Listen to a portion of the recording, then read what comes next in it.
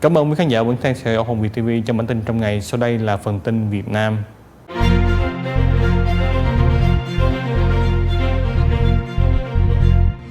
Băng đảng người Việt Nam buôn lậu methamphetamine giấu trong hũ meo qua lối Thái Lan sang Nhật Bản. Theo cảnh sát thủ đô Bangkok, Thái Lan, một đường dây buôn lậu ma túy do người Việt Nam cầm đầu sử dụng Thái Lan để làm địa điểm trung chuyển nhằm để buôn lậu methamphetamine tinh thể được giấu bên trong những hũ me sang Nhật Bản. Lãnh đạo cảnh sát thủ đô là Trung tướng Siam Bunsop cùng công bố kết quả điều tra trong ngày 7 tháng 7 với Thiếu tướng Chaya Phetasan là chỉ huy đội cảnh sát thủ đô số 7 và các nhà điều tra viên từ đồn cảnh sát bang Yikan. Cuộc điều tra hiện vẫn đang diễn ra sau khi thẩm vấn Sombong là một nghi phạm người Thái Lan bị bắt giữ vì liên quan đến đường dây buôn lậu ma túy này. Cảnh sát cho biết một người kiếm tiền bằng nghề vận chuyển hàng hóa ra nước ngoài liên lạc với cảnh sát trong ngày 13 tháng 7 sau khi nghi ngờ về những hũ me được dự định giao đến Tokyo. Những hũ me này có cảm giác nặng bất thường dẫn đến việc người vận chuyển giao chúng cho cảnh sát để nhằm kiểm tra. Các nhà điều tra tìm thấy 6 gói tròn được bọc trong giấy bạc và giấu bên trong các hũ me. Và kết quả xét nghiệm xác nhận cái thùng này chứa tới 2 kg methamphetamine tinh thể hay thường được gọi là ma túy đá. Cảnh sát Thái Lan cho biết vụ này tương tự như những vụ khác, trong đó những hành khách không hề hay biết mình được nhờ vận chuyển các gói hàng chứa chất cấm. Cuộc điều tra kỹ hơn cho thấy mạng lưới này do một người Việt Nam điều hành với một nhân vật cao cấp chỉ đạo hoạt động từ Hà Nội. Băng đảng ma túy sử dụng các tài khoản Facebook ẩn danh để thuê người giao hàng đến nhận những gói hàng từ nhà của người Việt Nam tại Thái Lan. Rồi sau đó những người này sẽ chuyển hàng cho các công ty chuyển phát nhanh của Thái Lan được thuê để vận chuyển ra nước ngoài và tạo ra nhiều lớp trung gian giữa những kẻ tổ chức và lô hàng cuối cùng sẽ được nhận. Trong khi đó, chủ tịch xã ở Thanh Hóa bị bắt giữ vì nghi ngờ tham gia đường dây cá độ bóng đá. Trong ngày hôm nay 20 tháng 7, ông Đỗ Ngọc Luân là bí thư đảng ủy xã Thiệu Toán thuộc tỉnh Thanh Hóa cho biết ông Trịnh Đức Hùng là chủ tịch xã này vừa bị khởi tố, bắt tạm giam vì liên quan đến vụ án đánh bạc, tổ chức đánh bạc dưới hình thức là cá độ bóng đá. Theo ông Luân, ngay sau khi sự việc xảy ra liên quan đến lãnh đạo xã Thiệu Toán, đảng ủy xã báo cáo tỉnh ủy Thanh Hóa. Trong thời gian ông Trịnh Đức Hùng bị bắt tạm giam để phục vụ công tác điều tra vụ án, công việc chuyên môn của lãnh đạo xã Thiệu Toán tạm thời được giao cho một phó chủ tịch xã phụ trách.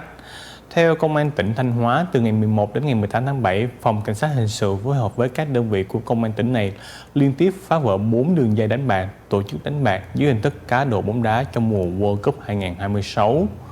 Trong số các đường dây cá độ bóng đá này có sự tham gia của ông Trịnh Đức Hùng là chủ tịch xã Thiệu Toán. Theo cơ quan điều tra, trong ngày 14 tháng 7, Phòng Cảnh sát Hình sự Công an tỉnh Thanh Hóa đã triệt xóa đường dây triệu tập 4 người tại xã Thiệu Hóa để nhằm điều tra về hành vi tổ chức đánh bạc và đánh bạc dưới hình thức là cá độ bóng đá. Cơ quan điều tra xác định ông Nguyễn Thiện Bình là người cầm đầu đường dây này. Thông qua mạng Internet, ông Bình mua tài khoản cấp agent trên các trang web cá độ bóng đá nhằm để cấp lại tài khoản member cho các con bạc. Nguyễn Thiện Bình cấp tài khoản cho ông Trịnh Đức Hùng với hạn mức $300 một ngày để tham gia cá độ các trận đấu banh trong mùa World Cup 2026.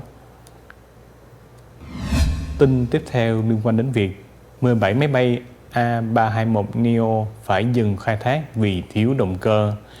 Theo Cục Hàng không Việt Nam cho biết, hiện còn 17 máy bay Airbus A321neo phải bảo quản dừng khai thác dài hạn do thiếu động cơ Pratt & Whitney, giảm 6 chiếc so với cùng kỳ hồi năm ngoái. Thông tin này được công bố tại hội nghị sơ kết công tác bảo đảm an toàn hàng không 6 tháng đầu năm nay. Theo Cục Hàng không, đội máy bay mang quốc tịch Việt Nam hiện có 280 chiếc, tăng 18 chiếc so với năm 2025, trong đó có 252 chiếc máy bay bằng cánh bằng và 28 chiếc máy bay trực thăng. Số máy bay phải dừng khai thác giảm từ 23 xuống còn 17 chiếc, được đánh giá đã góp phần vào giảm áp lực về năng lực khai thác của hãng hàng không trong nước. Trong 6 tháng đầu năm nay, thị trường hàng không tiếp tục tăng trưởng, đặc biệt ở phân khúc quốc tế. Lượng hành khách quốc tế đạt được 26,2 triệu lượt, tăng 15,4% so với cùng kỳ năm trước. Các hãng hàng không Việt Nam vận chuyển 9,6 triệu lượt khách quốc tế, chiếm 36,6% thị trường. Ở thị trường nội địa thì lượng hành khách đạt được 18,7 triệu lượt khách, đã tăng 0,3%.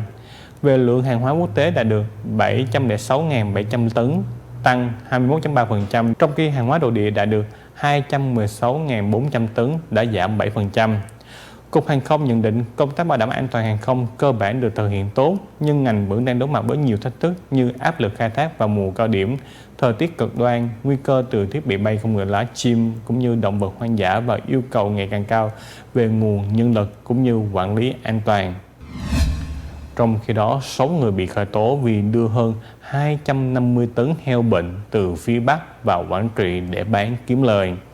Trong ngày 19 tháng 7, thông tin từ Công an tỉnh Quảng Trị cho biết, Cơ quan Cảnh sát điều tra Công an tỉnh Quảng Trị vừa ra quyết định khởi tố vụ án khởi tố bị can đối với 6 người về hành vi vi phạm quy định về an toàn thực phẩm khi đã đưa hơn 250 tấn heo bệnh vào địa phương này nhằm để tiêu thụ.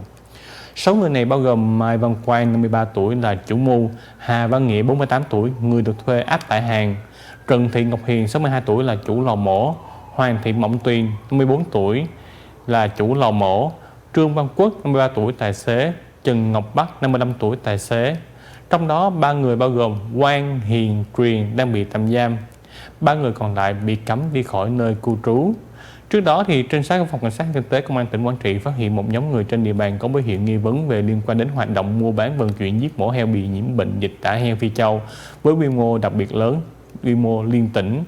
Sau quá trình theo dõi đến ngày 19 tháng 5 vừa qua, các đơn vị đã cùng nhau phối hợp tổ chức mật phục bắt quả tang những người liên quan khi đang tìm cách sang tay số heo bệnh từ xe tải này sang các xe tải nhỏ hơn trong khu vực Nghĩa Trang Nhân dân thành phố Đông Hà cũ thuộc khu công nghiệp Quán Ngang.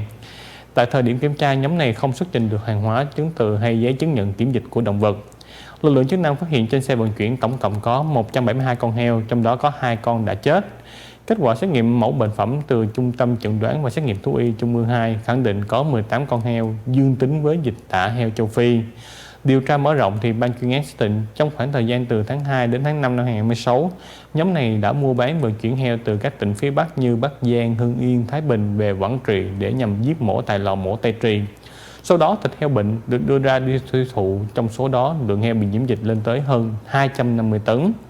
Heo được mua về với giá rẻ do bị bệnh rồi bán lại kiếm lời bất chính. Liên quan đến vấn đề tòa án ở Việt Nam hạn chế mang thiết bị điện tử vào phiên tòa nếu như chưa được phép. Bắt đầu từ ngày 1 tháng 8, người tham dự và tham gia phiên tòa, phiên họp sẽ không được mang theo các thiết bị điện tử như là điện thoại, máy tính bảng, máy tính xách tay, đồng hồ thông minh hoặc những thiết bị có chức năng ghi âm, ghi hình, thu phát tín hiệu vào phòng xử nếu như không được thẩm phán, chủ tọa hoặc chủ trì phiên họp cho phép. Quy định này được nêu trong thông tư tháng 12 2016. Theo quy định, việc sử dụng thiết bị điện tử để nhằm tra cứu hồ sơ, tài liệu, chứng cứ xét xử trực tuyến hoặc ghi âm ghi hình thì phải tuân theo sự điều hành của thẩm phán.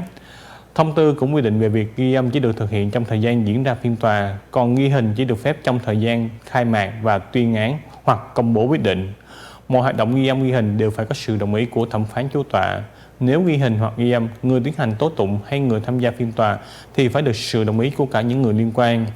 Bên cạnh đó, người tham gia và tham dự phiên tòa không được phát trực tiếp livestream hay đưa thông tin sai sự thật, thông tin gây ảnh hưởng đến tính độc lập, khách quan của hoạt động xét xử hoặc xâm phạm quyền của bị cáo, bị hại và các bên liên quan.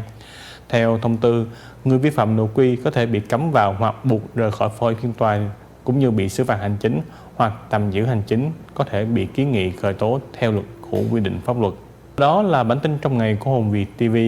Cảm ơn quý khán giả chú ý quan tâm theo dõi và xin được chúc quý khán giả có ngày bình an. Xin thân ái, kính chào.